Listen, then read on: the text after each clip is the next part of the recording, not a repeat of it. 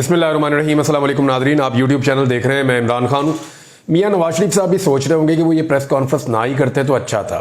देखें, पहले खबर ये आई थी कि शहबाज शरीफ साहब एक प्रेस कॉन्फ्रेंस करेंगे और वो 14 अगस्त को प्रेस कॉन्फ्रेंस होगी जिसमें वो एक मईशत के हवाले से एक मनसूबा देंगे। और ये कोई स्टीफन डर्कन पॉलिसी है कोई। एक्चुअली होता यह है कि हम एक फार्मूला पहले लगाते हैं, फिर दूसरा, फिर तीसरा। बरतानिया हम गए, वहाँ जाके हमने कोशिश की कि बरतानिया से कोई फार्मूला लेकर आए, तो वहाँ पे डिफरेंट डिपार्टमेंट्स काम करते रहते हैं। एक के साथ हमने बातचीत की, उन्होंने हमें एक बना बनाया फार्मूला जो है उसके अंदर कुछ चीज़ें ऐड की, पाकिस्तान की इकॉनमी के मुताबिक उसको सेट किया और पाकिस्तानियों को थमा दिया, जनाब जाएं, इसके मुताबिक आप करेंगे तो पाकिस्तान चल पड़ेगा।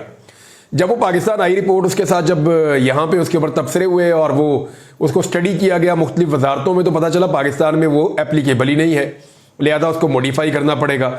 और IMF के बजट को भी पाकिस्तानी भूल जाते अगर ये जो फार्मूला बरतानिया से मंगाया गया है मईशत को बचाने वाला, अगर इसको अप्लाई कर दिया जाता पाकिस्तान के ऊपर। तो वो भी बरतानिया एक अलग तरह का मुल्क है, वो अलग तरीके से चलता है, उसका निज़ाम अलग तरह का है। पाकिस्तान बिल्कुल अलग है, उनकी ज़रूरियात अलग हैं, हमारी ज़रूरियात अलग हैं, उनके वसाइल अलग हैं, हमारे अलग हैं। उनका टैक्स का सिस्टम जो है वो पूरा का पूरा उसकी रिफॉर्म्स हो चुकी है, आपने कुछ भी नहीं किया। आप उनसे बना बनाया मॉडल लेंगे और यहाँ पे लाके आप उसको अप्लाई कर देंगे, वो नाकाम हो जाएगा। तो शहबाज शरीफ साहब को समझाया गया कि ये ना करना, रुक जाएं, अभी लोगों की चीखें निकल जाएंगी। तो फिर शहबाज शरीफ साहब जो है वो ठंडे पड़े और उनके जज्बात के ऊपर पानी डाला गया। फिर मियां नवाज शरीफ साहब को जोश आया कि जी मैं प्रेस कॉन्फ्रेंस कर देता हूं। तो अब तो मेरे ख्याल में मियां साहब ये सोच रहे होंगे मैं ना ही करता तो अच्छा था, क्योंकि मियां साहब की प्रेस कॉन्फ्रेंस की जो दुर्गत बनी है, यानी PMLN का जो अपना चैनल है उसके ऊपर लगभग 2500 मरतबा मियां साहब का ये जो सारा प्रेस कॉन्फ्रेंस का था जमेला वो देखा गया। यानी मियां नवाज शरीफ 3 दफा का पाकिस्तान का वजीर आजम और इतना मकबूल आदमी, PMLN की सबसे बड़ी क्यादत, 3 दफा वजीर आजम रहने वाला, बेशुमार उसकी जो है वो तारीफें करते हैं लोग। लेकिन जितने लोग उनकी तारीफें करते हैं उन्होंने भी मियां साहब की प्रेस कॉन्फ्रेंस नहीं सुनी। यानी 2500 बंदे तो हम गिन सकते हैं जो दिन रात मियां साहब की तारीफें करते हैं। आज उनकी हुकूमत है, उनकी हुकूमत के अपने लोगों की तादाद अगर आप गिने पूरे पाकिस्तान के अंदर, उनके अपने करीबी लोगों को गिने तो वो 2500 बनते हैं, उन्होंने भी शायद नहीं सुना। तो जो PMLN का अपना चैनल है उसके ऊपर कोई 2500 लोगों ने चंद घंटे पहले तक मियां नवाज शरीफ साहब को देखा था। और एक तरफ इमरान खान साहब थे, वो सिर्फ अनाउंस करते थे तो 10 से 15,000 बंदे पहले से बैठ के वेट कर रहे होते थे कि कब इमरान खान साहब आएंगे और वो कहेंगे इय्याका नअबुदु व इय्याका नस्तईन।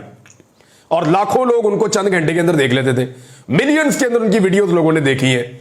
ये मकबूलियत का जमीन आसमान का फर्क है। और मियां साहब ने जो जो कुछ बोला, वो लंबी छुट्टी के बाद आते हैं मियां साहब, वो समझते हैं मैं रीलॉन्च हो रहा हूं, पाकिस्तानियों को शायद इस दफा जोश आ जाए। पाकिस्तानी बिल्कुल ही ठंडे हो गए मियां साहब को लेके। पाकिस्तान को आइडिया हो गया है कि जब भी मियां साहब ने कोई इनकलाब की बात करनी होती है, अवाम को कुट पड़ा के मियां साहब ने अपनी डील करके निकल जाना होता है। लिहाजा पाकिस्तानी मियां साहब पे एतबार नहीं कर रहे। मियां साहब के पोस्टर के ऊपर जूते मारने के मामले पर जो इल्जाम लगा है उस पर दहशतगर्दी का मुकदमा दर्ज कर लिया गया। मरी में मियां साहब के पोस्टर लगे हुए थे, लोगों ने उसके ऊपर जूते बरसा दिए और उस पर जो एक मुकदमा दर्ज किया गया वो दहशतगर्दी का मुकदमा अब दर्ज कर दिया गया है। तो दहशतगर्दी के मुकदमे को भी अब मजाक बना दिया गया इस मुल्क में। यानी अगर आपको किसी की शक्ल पसंद नहीं है, वो जी दहशतगर्द है, ये बंदा जो है ये ऐसे क्यों चल रहा है, ये दहशतगर्द है, इसने ये वाली खबर क्यों दी है, ये भी दहशतगर्द है, इसने मेरी बात क्यों नहीं सुनी, ये भी दहशतगर्द है, ये हुकूमत से इख्तलाफ करता है, ये भी दहशतगर्द है। तो दहशतगर्दी को तो मजाक बना के रख दिया इस मुल्क में। यानी एक 780A का मुकदमा होता था, एक दौर था कि उसकी खबर रिपोर्ट करते हुए या उसका नाम लेते हुए लोग कांप जाते थे, लोग परेशान हो जाते थे, काउंटर वेरिफिकेशन करते थे, बार बार रीचेक करते थे कि यार दहशतगर्दी का मुकदमा हो गया, इतनी बड़ी बात होती थी। आज आपको जो बंदा मिलता है इधर उधर फिरते टुरते, आपको वो कहता है जी मेरे पे दहशतगर्दी के 4 मुकदमे, जी मेरे पे 6 मुकदमे। दहशतगर्दी के मुकदमे का मजाक बनाकर रख दिया इन्होंने मुल्क के अंदर। इसी तरह कानून का आहिस्ता आहिस्ता मजाक बनता है। यानी ख्वाजा आसिफ साहब ने भी एक अजीबोगरीब स्टेटमेंट दे दिया, लेकिन उनके स्टेटमेंट ने नवाज शरीफ साहब को पूरा का पूरा पोल खोल कर रख दिया। हुआ ये कि हम सारे ये समझते थे कि शायद मियां नवाज शरीफ साहब जो जिला वतनी काट के आए परवेज मुशर्रफ के दौर में, और वो भी जिला वतनी पे खुद अपनी मर्जी से गए थे, डील करके गए थे और अरबियों की गवाही डलवा के गए थे, उनकी गारंटी देकर गए थे। फिर ये सऊदी अरब गए, वहां से बरतानिया गए, फिर बरतानिया से पाकिस्तान आए डील करके। तो मियां नवाज शरीफ साहब ऐसा लगता था कि शायद अब बदल गए हों, शायद तब्दील हो गए हों, लेकिन नहीं बदले मियां साहब। यानी ख्वाजा आसिफ साहब ने अब बताया कि जनाब जो जनरल बाजवा थे ना, जब उनको आर्मी चीफ अपॉइंट किया जा रहा था तो उस पे जनरल बाजवा के एक ससुर हैं जो 80 की दहाई से मियां नवाज शरीफ साहब के करीबी ताल्लुकात वाले हैं, उनका नाम है जी जनरल एजाज। तो जनरल एजाज साहब की जाती सिफारिश के ऊपर, यानी उनके कहने के ऊपर और उनके गारंटी देने के ऊपर कि जनाब जिस तरह तुम कहोगे उस तरह ही होएगा और आपके साथ खड़े होंगे हर हालात के अंदर, किसी भी मुश्किल में आपका साथ नहीं छोड़ेंगे, जब ये सारी चीजें उन्होंने गारंटियां दी तो फिर मियां नवाज शरीफ साहब ने जनरल बाजवा को आर्मी चीफ बनाया। अंदाजा कीजिए आप। और ये ख्वाजा आसिफ कह रहे हैं। ख्वाजा आसिफ का ये स्टेटमेंट कहने के बाद एक बात तो कंफर्म हो जाती है कि जनरल बाजवा ने ख्वाजा आसिफ को भी सीट दिलवाई थी और बहुत सारे और लोगों को भी सेंट्रल पंजाब में सीटें दिलवाई थी, क्योंकि सेंट्रल पंजाब में पाकिस्तान तहरीक इंसाफ जिस तरह सर्वे में जीत रही थी, इलेक्शन में रिजल्ट वो नहीं आया था। यहां पाकिस्तान तहरीक इंसाफ से लगभग कोई 15-20 सीटें छीन ली गई थी, लेकिन इसी तरह कराची के अंदर पाकिस्तान तहरीक इंसाफ को कुछ सीटें एक्स्ट्रा मिल गई थी 5-7। तो हुआ यह कि पाकिस्तान तहरीक इंसाफ को एक कमजोर हुकूमत दी गई। हालांकि जनरल बाजवा की कोशिश थी कि उस वक्त हुकूमत जो है वो शहबाज शरीफ ले ले, लेकिन नवाज शरीफ साहब ने अपनी हुकूमत गिरने से पहले मईशत का वो सत्यानाश कर दिया था कि मिफ्ता इस्माइल ने जाके जनरल कमर जावेद बाजवा साहब को यह कहा था कि दुआ करें कि हमारी हुकूमत ना आए। तो बाजवा साहब ने कहा जी फिर आप इलेक्शन क्यों लड़ रहे हैं, इलेक्शन में तो जो जाता है वो हुकूमत बनाने के लिए जाता है। तो मिफ्ता इस्माइल ने कहा था हमने इस मईशत के अंदर इतने बड़े बड़े गड़े डाल दिए हैं कि 3 साल तक जिसकी भी हुकूमत बनेगी उसकी कमर सीधी नहीं होगी। तो इसलिए मियां नवाज शरीफ साहब ने इमरान खान को आगे कर दिया। इमरान खान ने उस मईशत को संभाल लिया और ऐसा संभाला कि बदतरीन हालात के अंदर, वो जब मुल्क को बदतरीन हालात में नवाज शरीफ साहब छोड़कर गए तो इमरान खान साहब ने उसको बेहतरीन अंदाज में संभाल लिया। और जब इमरान खान साहब छोड़कर गए तो तब मुल्क कहां पे था? पूरा पाकिस्तान आज गवाही देता है कि बहुत बेहतर पोजीशन में था। 6% की शरह से पाकिस्तान ग्रो कर रहा था लगातार 2 सालों से। एक्सपोर्ट्स आपकी हाई हो चुकी थी, इंडस्ट्री आपकी सारी की सारी चल रही थी, रेमिटेंसेज आपके बढ़ चुके थे, आपके रिजर्व्स के अंदर 16 अरब डॉलर्स पड़े हुए थे और आपकी सारी चीजें तकरीबन कंट्रोल में थी। लेकिन जैसे ही इमरान खान की हुकूमत गिरा के मियां साहब वापस आए तो तब से लेकर अब तक सत्यानाश कर दिया है। और वो राना मशरूफ साहब कह रहे थे ना कि मियां साहब आपका विजन है, मियां साहब आपका विजन है। तो मैं मियां साहब को बताता हूं उनके विजन के मुतालिक थोड़ी सी चीजें और, लेकिन एक मरतबा फिर आप याद रखिएगा कि आर्मी चीफ की तैनाती पे नवाज शरीफ साहब ने कितनी डर्टी पॉलिटिक्स की थी। ये बात ख्वाजा आसिफ साहब बता रहे हैं कि मेरिट नहीं देखा था, जाती गारंटी देखी थी और अपना फायदा और नुकसान देखा था और यह देखा था कि सियासी नुक्ता नजर से मुझे क्या सूट करता है। तो इदारे को सियासत में किसने घसीटा? ख्वाजा आसिफ साहब की गारंटी है और वो खुद कह रहे हैं और वो गवाही दे रहे हैं कि नवाज शरीफ साहब ने ये अपॉइंटमेंट सियासी बुनियादों के ऊपर की थी, जाती ताल्लुकात को देखते हुए। अब आ जाए मियां साहब का विजन मैं बताता हूं। मियां साहब ये आपका ही विजन है, आप ही कर सकते हैं। इस वक्त 25 लाख जो फ्री लांसर थे पाकिस्तान में, जो हालिया रिपोर्ट आई है उसके मुताबिक उनका मुस्तकबिल खतरे में। जो लोग काम करते हैं इंटरनेट से रिलेटेड, जो लोग सॉफ्टवेयर से रिलेटेड काम करते हैं, कंप्यूटर से रिलेटेड काम करते हैं, जो फ्रीलांसर्स हैं, जो डॉलर्स कमाकर पाकिस्तान में लेकर आते हैं, उनमें 25 लाख ऐसे नौजवान हैं जिनका रोजगार पूरी तरह से खतरे में आ गया है। क्योंकि बहुत सारी ऐसी मदर कंपनीज हैं जो कॉन्ट्रैक्ट्स पाकिस्तान में देती हैं फ्रीलांसर्स को कि आप हमारे ये प्रोजेक्ट बनाएं, इसके मुताबिक हम आपको पे करेंगे। उन कंपनीज ने इंडिया और बांग्लादेश और बाकी मुल्कों का रुख कर लिया है। तो पाकिस्तान की जो इकोनॉमी बढ़ सकती थी आईटी सेक्टर के जरिए से, वो बजाय बढ़ने के डिक्रीज होना शुरू हो गई है। ये मियां साहब का विजन है। मियां साहब के विजन की एक और मिसाल मैं आपको देता हूं। पिछले 10 साल में 73 लाख पाकिस्तानी बैरून मुल्क चले गए, यानी 73 लाख पाकिस्तानी पाकिस्तान को छोड़कर बैरून मुल्क चले गए हैं। और ये सरकारी डॉक्यूमेंट्स बता रहे हैं, यानी ये वो आदादोशुमार हैं जो कोई घर बैठ के किसी ने नहीं बनाए, ये बाकायदा अंग्रेजी अखबारात के अंदर छपे हैं। इसकी तफसीलात मैं आपको दे देता हूं। 73 लाख पाकिस्तानी शहरी बैरून मुल्क चले गए 10 साल में, जिनमें से 62 लाख ऐसे हैं जो पीडीएम के और नून लीग के दौर में गए। यानी जो नून लीग का पहला दौर था ना 2013 से 2018 तक, उस बीच में लगभग 38 लाख से जायद पाकिस्तानी बाहर चले गए थे। 5 साल में 38 लाख से जायद। उसके बाद आ जाए जी, जब पीडीएम की दोबारा हुकूमत बनी अभी, यानी 2 साल के अंदर, 2 साल में 25 लाख पाकिस्तानी मजीद बाहर चले गए हैं, पहले से भी ज्यादा रफ्तार से बाहर जा रहे हैं। इमरान खान के 3.5 साल बीच में, उसमें कितने लोग गए होंगे बाहर? 11 लाख पाकिस्तानी। यानी 3.5 साल में, इमरान खान साहब के 3.5 साल में 11 लाख पाकिस्तानी बाहर गए हैं और इनके 7 साल में कितने पाकिस्तानी बाहर गए हैं आप देख लें, 62 लाख। यानी इमरान खान ने इनसे आधे वक्त में हुकूमत की है ना। अगर इनका टोटल ड्यूरेशन आप देखें तो बन जाता है लगभग 7 साल। तो इन्होंने 7 साल में जो पाकिस्तानी खो दिए, जो पाकिस्तान छोड़ के लोग बाहर चले गए, वो हैं जी 62 लाख। और इमरान खान के 3.5 साल में यानी उनके आधे टाइम में 11 लाख। यानी अगर इमरान खान की शरह से ये करते तो 22 लाख बाहर जाते, तो 50 लाख पाकिस्तानी ज्यादा इनके दौरे हुकूमत में पाकिस्तान छोड़कर बाहर चला गया। मायूस हो जाते हैं ना लोग। अब उनमें हाईली क्वालिफाइड 3.5 लाख पाकिस्तानी हैं, हाईली क्वालिफाइड। और किस तरह के लोग गए जरा ये आप देख लीजिए। इनमें से जो हाईली क्वालिफाइड लोग गए हैं उनमें से 3 लाख से ज्यादा इनके दौरे हुकूमत में गए हैं और 48,000 पाकिस्तान तहरीक इंसाफ के दौरे हुकूमत में गए हैं। यानी पाकिस्तान तहरीक इंसाफ ने आधा टन्योर में 48 लाख लोग भेजे और इन्होंने दुगने टन्योर में 3 लाख लोग भेजे। 6 गुना लोग इनके दौर में ज्यादा रफ्तार से बाहर गए हैं। डॉक्टर जो हैं वो 24,500 डॉक्टर, हाईली क्वालिफाइड डॉक्टर बाहर चले गए। इंजीनियर्स 62,000 चले गए।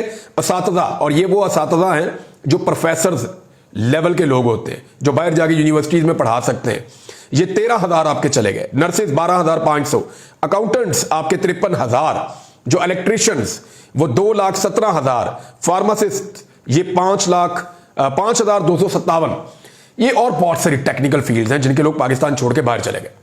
ये नेकी इन्होंने पाकिस्तान के साथ की है। नाज़रीन, खबर आती है और खबर यह है कि इमरान खान साहब को जेल में कुछ सहूलियत फराहम करने के ऊपर एक डिप्टी सुपरिटेंडेंट जेल वो पकड़ा गया जी, और मोहम्मद अकरम उसका नाम है। और उसके साथ कुछ और छोटे मोटे जो है वो वहाँ पे होते हैं वार्डन्स वगैरह, वो भी 1-2 पकड़े गए हैं और उनके ऊपर इंक्वायरी हो रही है कि आपने इमरान खान साहब को क्या सहूलियत फराहम की और किस किस्म की सहूलियत वो थी। अब इस मामले में ये क्लेम किया गया कुछ सहाफ़ियों की जानिब से कि IG शाहिद सलीम बेग साहब जो हैं, जो साबिक IG हैं जेल खाना जात के, उनको भी गिरफ्तार कर लिया गया था। लेकिन उन्होंने इसकी तरदीद कर दी। वो चाय पी रहे थे, समा टीवी पे खबर चल रही थी, साथ साथ उन्होंने वीडियो बनाई कि देखिए जी मैं तो अपने घर में चाय पी रहा हूँ, ये सामने समा टीवी बता रहा है जनाब कि मैं गिरफ्तार हो चुका हूँ और मैं कहीं गिरफ्तार हूँ। तो ये तो येलो जर्नलिज्म है, ये तो ज्यादती हो रही है। देखिए मेरे सहाफ़ी दोस्तों को एक बात का मतलब समझना पड़ेगा। इंक्वायरी में शामिल होना एक अलग चीज़ होती है, शामिल तफ्तीश हो जाना ये अलग चीज़ होती है, हिरासत में लिया जाना एक अलग चीज़ होती है, गिरफ्तार करना एक अलग चीज़ होती है। जब आप गिरफ्तारी का वर्ड यूज करते हैं तो ये इसका मतलब ये होता है कि सरकारी कागजात में बंदा गिरफ्तार हो गया, और जब वो गिरफ्तार हो जाता है तो उसको कोई ऐसे ही नहीं छोड़ सकता, उसको फिर किसी अदालत के जरिए छुड़वाना होता है, उसको अदालत में पेश करना होता है। तो जब आप लफ्ज गिरफ्तार इस्तेमाल करेंगे तो आप गलत लफ्ज का इस्तेमाल कर रहे हैं। हाँ, तहवील में लिया जाना फॉर द टाइम बीइंग और हरासा करना या हिरासत में लेना वो एक अलग चीज है, तफ्तीश के लिए बुलवाना वो एक अलग चीज है, लेकिन गिरफ्तार करना वो एक बिल्कुल अलग चीज है। गिरफ्तार करने का मतलब यह है कि बंदे के बुनियादी हुकूक खत्म हो गए, अब वो अदालत में जाएगा, अदालत में जाकर वो पेश होगा, वहां पे उसको पेश किया जाएगा, जज के रहमो करम पे वो बंदा होगा कि उसको छोड़ना है या नहीं छोड़ना। बहरहाल ब्लूमबर्ग की भी एक रिपोर्ट आई है, लेकिन उससे पहले मैं आपको एक और चीज बताता हूं। अब जो कादी फायद ईसा साहब ने किया, इसके बाद अलीमा खान साहब है इमरान खान साहब की बहन, एक तो उन्होंने कहा जी 400 कैमरे और माइक्स लगे हुए हैं इमरान खान की निगरानी के लिए अडियाला जेल के अंदर। वैसे ये बहुत बड़ा क्लेम है, इतनी बड़ी तादाद में खुफिया कैमरे और माइक्स हो सकते हैं, लेकिन इतनी बड़ी तादाद में लगाए गए हैं ये तो कोई सोच भी नहीं सकता। क्या इमरान खान की एक एक मूवमेंट जो है वो रिकॉर्ड की जाती है? लेकिन अलीमा खान साहबा ये कह रही है तो हो सकता है वो किसी इंफॉर्मेशन की बुनियाद पर ये बात कर रही हो।